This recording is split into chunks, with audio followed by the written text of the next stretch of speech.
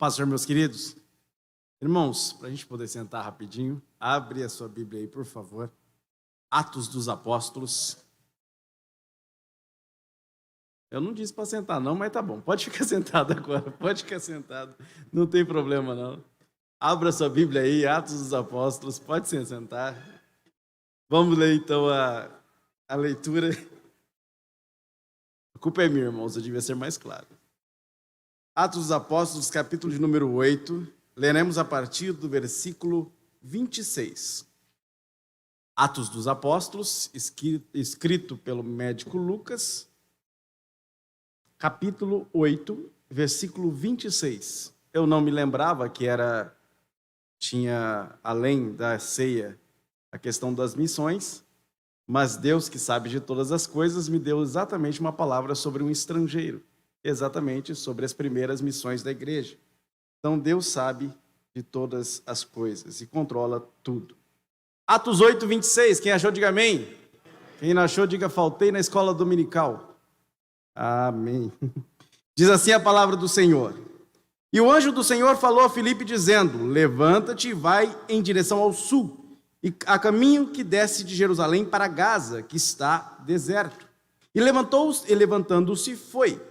E eis que um homem da Etiópia, eunuco de grande autoridade, sob Candace, rainha dos etíopes, o qual era encarregado de todos os seus tesouros, havia vindo adorar em Jerusalém.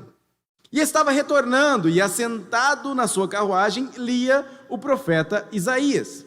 Então o Espírito disse a Filipe, aproxima-te e ajunta-te a esta carruagem. E Filipe, correndo até ele, ouvindo que lia o profeta Isaías, e disse, entendes tu o que lês?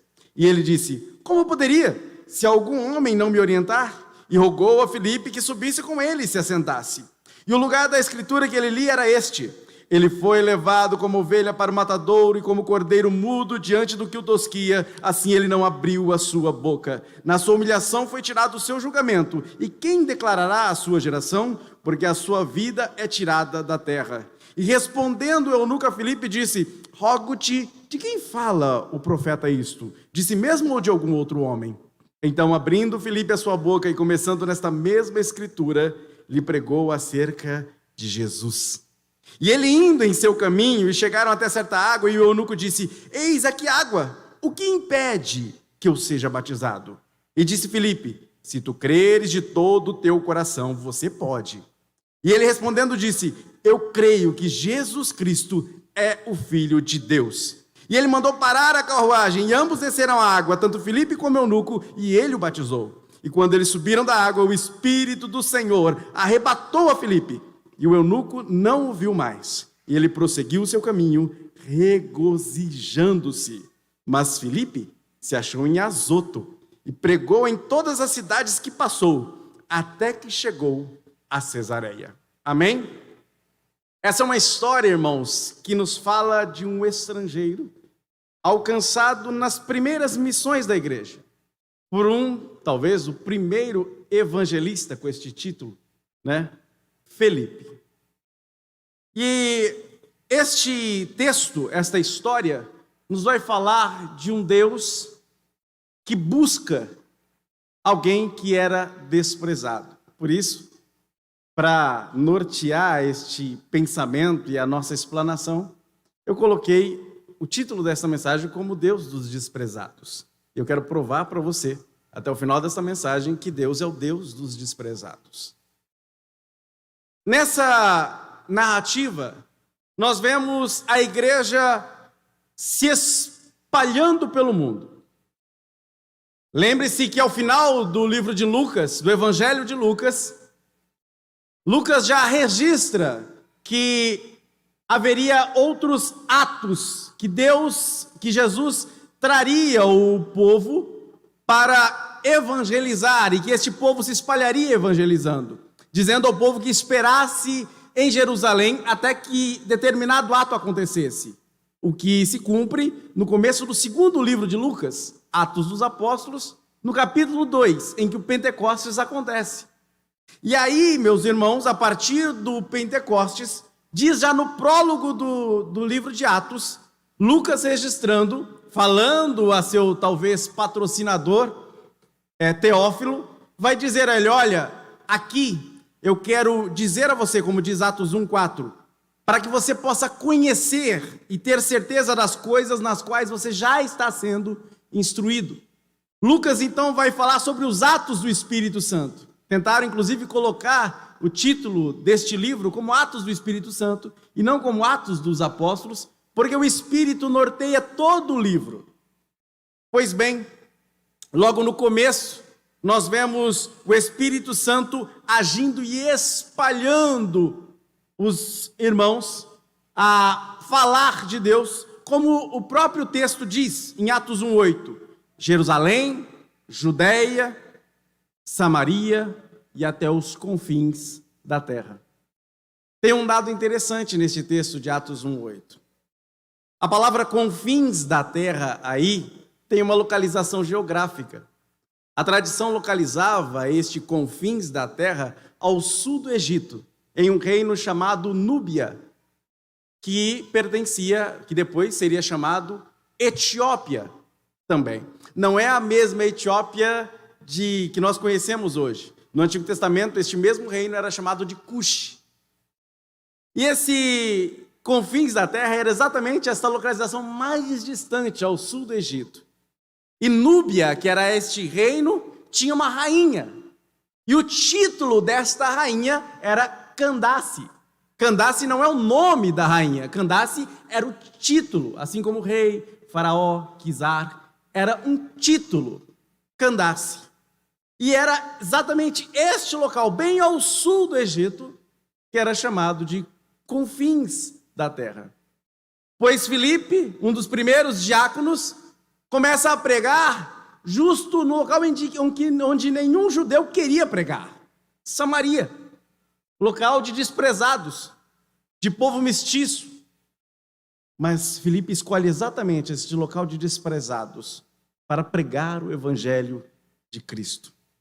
E nós vemos desde o versículo 5 deste capítulo de número 8 até o versículo 12, Filipe, junto com os outros apóstolos, junto com outros discípulos, a pregar o evangelho em várias cidades de Samaria. Naquele tempo não tinha Uber, não tinha carro, não tinha nada, tinha que andar a pé. Nem um confortável tênis tinha. Pois Filipe andou e andou e andou pregando o evangelho de Cristo. Fico imaginando que antes de chegar neste texto que nós lemos, Filipe já estava cansado, muito cansado, porque havia andado por várias cidades pregando o evangelho de Cristo aos samaritanos, povo que também tinha um pé atrás com os judeus. Até que o anjo do Senhor dá uma ordem a Filipe: Filipe, você vai descer 100 quilômetros a pé. Irmãos, não é 2, 3, 100 quilômetros a pé, até o sul, porque eu quero que você encontre alguém lá. Olha o pedido, olha a ordem do anjo do Senhor: desce 100 quilômetros a pé, porque tem alguém que eu quero alcançar. Meus irmãos, a iniciativa da salvação vem de Deus. É Deus que nos encontra. Em algum momento da nossa vida, no meio da nossa tribulação, no meio da nossa tristeza, no meio da nossa angústia, Deus desloca alguém, nem que seja para andar a pé 100 quilômetros para nos encontrar. A iniciativa da salvação é de Deus. Filipe, mesmo cansado, obedece, porque muitas vezes a gente chega nessa posição em que Filipe estava, cansado. Estou pregando, Jesus, estou pregando, estou fazendo tua obra, já estou cansado, já fiz demais, tá bom já.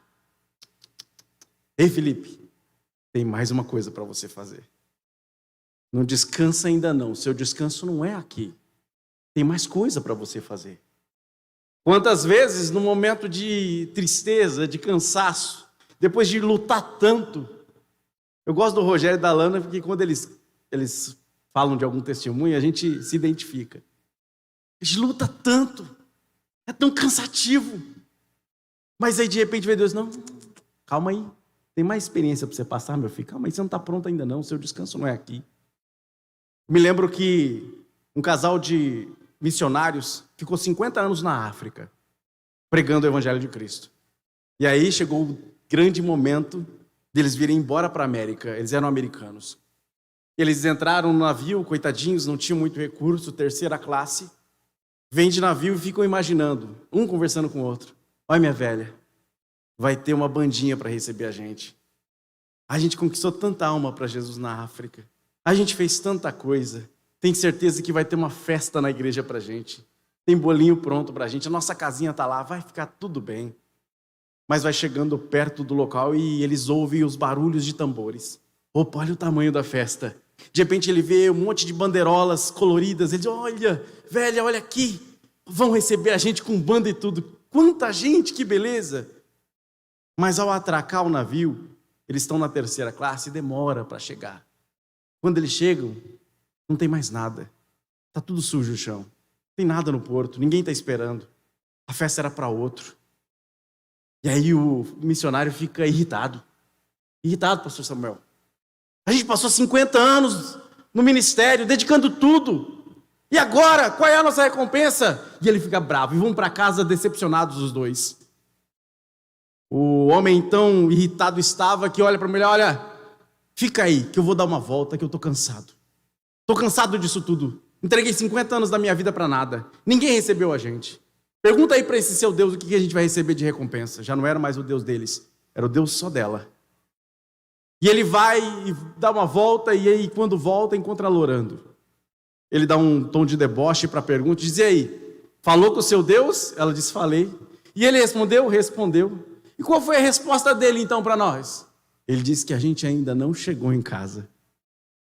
Querido, faz como Felipe, está cansado? Prossegue um pouquinho mais, porque tem vida para você alcançar, tem gente para você falar de Jesus ainda, tem obra para você fazer. Fica tranquilo, está cansado, está doendo, continua, porque tem ainda obra para você fazer aqui. Não é aqui o seu descanso. Elias disse a mesma coisa debaixo do zimbro. Ah, eu quero morrer, já sou só eu. Qual foi a resposta de Deus? Levanta, come, vai, para de reclamar, seu chorão. Levanta, você tem que andar 40 dias, 250 quilômetros. 250 quilômetros, vai, Elias, você tem que andar ainda, meu filho. A resposta não foi acalento, a resposta não foi pegar no colo e ninar, a resposta foi dar uma ordem, anda mais 250 quilômetros, porque tem obra para você fazer. Felipe não se cansa, Felipe cumpre aquilo que o anjo disse, e ele desce 100 quilômetros para poder encontrar um estrangeiro. Isaías 40:31, talvez fosse aquilo que estava na mente de Felipe nessa hora, quando ele obedece àquela ordem. Aqueles que esperam no Senhor renovarão as suas forças, se levantarão com asas como águias, correrão e não se cansarão, caminharão e não desfalecerão. Felipe obedece e desce 100 quilômetros para encontrar um eunuco. No versículo 27, Felipe recebe essa ordem, recebe essa convocação, obedece aquilo e encontra um estrangeiro. Havia dois tipos de eunuco na Bíblia. O primeiro eunuco é aquele que todo mundo tem na mente quando se fala a palavra eunuco. É uma pessoa que era escolhida, já jovem, para guardar o harém de um faraó ou de um rei. E para guardar o harém, que era o conjunto de mulheres e concubinas que havia deste homem poderoso, ele era emasculado. Emasculado é retirar as suas partes íntimas, era retirado por cirurgia. Portanto, era este eunuco que todo mundo tem na mente. Porém, existe um outro tipo de eunuco na Bíblia, que é chamado de eunuco administrador, que é esse tipo de eunuco aqui, provavelmente. Que era um jovem, também muito inteligente, também muito sagaz, que era escolhido para administrar o tesouro do rei, o tesouro do faraó. Inclusive, o próprio Potifar, que escravizou José, era chamado, em algumas traduções da Bíblia, de o eunuco de Faraó, porque ele era administrador dos bens de Faraó. E alguns eunucos, inclusive, tinham tanta autoridade ao ponto de ter bens e ter outros escravos. Este eunuco era um eunuco que é caracterizado neste texto como um eunuco etíope. Um eunuco que vem lá dos confins da terra, lá do reino de Núbia, lá sob os domínios de Candace. Ele vem lá dos confins da terra. Filipe já tinha pregado em Samaria, agora é hora de pregar e alcançar os confins da terra. Filipe então corre e ouve o eunuco recitando, falando em voz alta, lendo o profeta Isaías. O que eu acho interessante é que o texto diz que o eunuco, que é etíope e ainda é eunuco, veio a Jerusalém adorar. Eu não entendi. Deuteronômio capítulo 23 proíbe os eunucos de entrarem no átrio do Senhor, de participarem da congregação judaica. Então por que aquele eunuco vinha para Jerusalém adorar? Já que a lei proibia ele de entrar no pátio. Deuteronômio 23 proibia o eunuco de entrar no pátio. Porém, mesmo assim, ele insistia: eu estou desprezado pela lei, mas eu vou lá adorar o Deus dos judeus. Eu não faço parte da congregação, mas eu vou lá adorar os judeus, o Deus dos judeus. Eu não tenho direito de ler um versículo na frente, lá na congregação, mas eu vou lá adorar o Deus dos judeus. Vão me olhar torto, vão me xingar, pode ser até que cuspam em mim, mas eu vou lá adorar o Deus dos judeus. Que bonito! Este eunuco, que era o mais desprezado dentre os desprezados, ir a Jerusalém para adorar o Deus dos judeus. Talvez, meus irmãos, ele ainda não soubesse, mas em Isaías capítulo 56, versículos 3 a 5, havia uma promessa para os eunucos. Olha o que diz o texto, que lindo. Não deixa o eunuco dizer: eu sou uma árvore seca.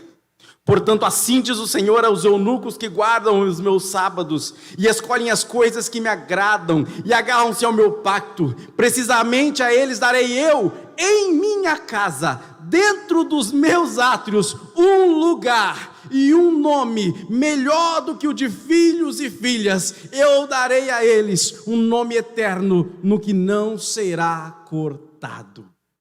Há uma esperança para aquele que é desprezado. Há uma promessa para aquele que ninguém dava valor. Há uma alegria e uma promessa de Deus para aquele que é insultado, que é desprezado pelos outros. Deus deixou uma promessa para este eunuco etíope.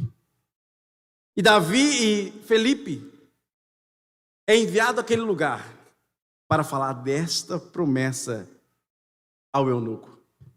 Quando ouve o eunuco dizer, ele pergunta desafiando: ei, você entende o que você está lendo? O eunuco rapidamente, já esperto, disse: como é que eu não vou entender se não tem ninguém que me explique? Sobe aí, explica aí essa mensagem. E ele está lendo justamente o rolo de Isaías. Olha como Deus é providência.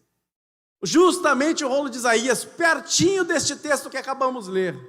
Um pouco antes, na verdade, capítulo 53. E ele começa a ler sobre alguém que será levado ao matadouro como uma ovelha que não abre a sua boca, como cordeiro mudo, aquele que diante dos seus tosqueadores não abre a sua boca. Ele começa a perceber que aquele ali que está sendo direcionado àquela palavra é aquele cujo castigo que nos traz a paz estava sobre ele, ou seja, a reconciliação naquela promessa. Ele começa a aquecer o coração, porque quando a gente lê a palavra do Senhor, aquece o coração e ele começa a se questionar de quem essa palavra está falando, porque enquanto eu leio, queima o coração. Então, de quem que esta palavra está falando? O texto diz que Filipe, a partir daquela palavra, apresenta Jesus Cristo. Eu fico imaginando o eunuco ouvindo a promessa de Jesus, e aí Filipe lendo Isaías, e Filipe lê 53, e Filipe lê 54, e Filipe lê 55, e Filipe lê 56, e opa, peraí Filipe, 56 tem uma promessa para mim. Que negócio é esse de que o eunuco vai ter um nome? Ele está mostrando ao eunuco que as portas do céu também estavam abertas para os desprezados. Ah, irmãos, tem muita gente por aí que ainda quer ser lei e não quer ser o anunciador de boas novas. Quer dizer para Deus quem entra e quem não entra no céu. Quer dizer para Deus, olha, não, Deuteronômio 23 diz que é para proibir. Não, proibido o eunuco entrar na casa do Senhor. Mas Deus está dizendo que através de Jesus Cristo, a porta que estava fechada pela lei, Ele abriu. O véu que separava a gente de entrar em contato com Deus, Ele rasgou do alto a baixo. A sala do trono, que estava trancada e fechada às 7 portas, foi o sangue dele que abriu, e por isso podemos entrar com ousadia na sala do trono e falar com Deus cara a cara, como um filho fala com o pai. Há uma promessa para o desprezado. Há uma esperança para aquele que estava em trevas, que estava desprezado.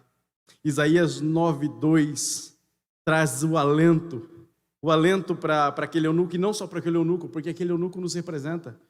A promessa era para o povo de Israel. Jesus veio para morrer pelo povo de Israel, mas o povo de Israel o rejeitou. E aí, porque o povo de Israel o rejeitou, o plano infalível de Deus, que era fazer convergir todas as coisas em Cristo, abre e escancar as portas do céu para aqueles que não eram israelitas, para aqueles que não eram da tribo de Judá, para aqueles que não pertenciam às tribos de Israel, para nós, e nós que estávamos em trevas, de repente se rompe uma grande luz, e nós, aquele povo, como diz Isaías 9, o povo que andava em trevas viu uma grande luz. Sobre os que habitavam na terra da sombra da morte, resplandeceu a luz. Nós estávamos condenados ao inferno, como aquele eunuco. Nós estávamos relegados ao desprezo, como aquele eunuco. Mas um dia o sangue de Cristo abriu uma porta para nós. O sangue de Cristo abriu o átrio e a sala do Senhor para que possamos entrar. E nos deu um nome de filho. Como diz João capítulo 1:12, a todos os que creem no seu nome, deu-lhes o poder de serem chamados filhos de Deus. Foi o sangue de Cristo. Quando Filipe prega aquele eunuco, ele está cumprindo uma ordem do Senhor. Ainda ressoa a ordem do Senhor: a quem enviarei? Dito inclusive ao profeta Isaías: a quem enviarei? Quem há de ir por nós? Será que nós temos a coragem de fazer como Filipe fez? Será que temos a coragem de fazer como Isaías fez? Eis-me aqui, Senhor, envia-me a mim. Porque se você fizer esta oração, Deus vai colocar um desprezado na sua frente. E aí, qual é a mensagem que você tem para ele? Deus vai colocar alguém que é ridicularizado talvez. Qual é a sua mensagem para ele? Deus também é o Deus dos desprezados. Quando chegam a um certo lugar, talvez angustiado ainda, o eunuco olha para a água, olha para Filipe. Eu fico imaginando talvez o processo mental ali.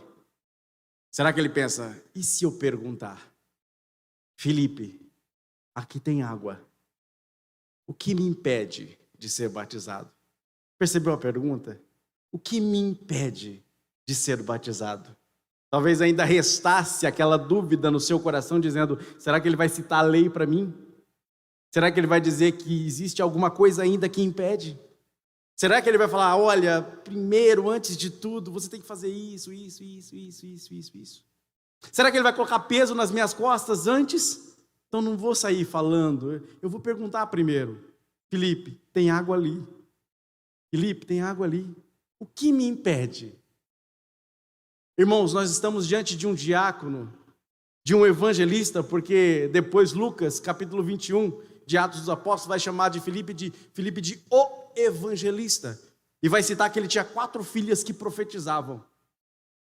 Nós estamos diante de alguém que tem a autoridade de Deus para dizer: fica tranquilo, eu vim pregar para os desprezados mesmo, estou vindo ali de Samaria para pregar para você. Ei, se você crê de todo o seu coração, você pode. Irmão, presta atenção, a gente não está falando de uma história da carochinha, eu não estou contando uma fábula para você, é uma história real, de uma pessoa real, que passou a vida inteira sendo desprezada, uma pessoa que adorava a um Deus à distância, que nunca pôde chegar perto do átrio do Senhor, que nunca pôde sacrificar a Deus, que olhava os rituais à distância, pensando se um dia ele seria digno de se aproximar de Deus, e de repente ele conversando com o evangelista diz para ele: se você crer de todo o seu coração, você pode, a porta está aberta. Ei, se você crer de todo o seu coração, Jesus está com os braços abertos para te receber, te transformar, mudar a sua vida, dar um novo nome, uma nova paternidade a você, uma nova chance. É isso que estamos falando. É desse momento histórico que estamos dizendo. O eunuco diz para ele rapidamente: eu creio.